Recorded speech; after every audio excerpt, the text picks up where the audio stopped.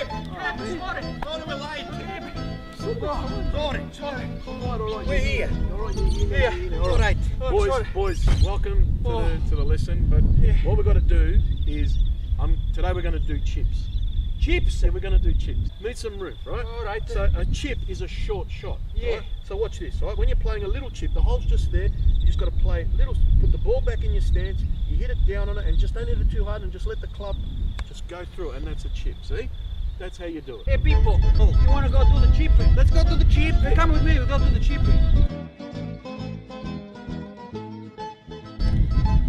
Guys, what are you doing? Tastes good. Hey, Gabby! Give me your back. Hey, with the chip. Yeah. Listen, I'm trying to teach you how to chip a golf ball, not eat those chips. But anyway, fine, I'll eat them. That's our chip. That's a chip. Oh, Gab! Give a chip. Hey, that's a chip.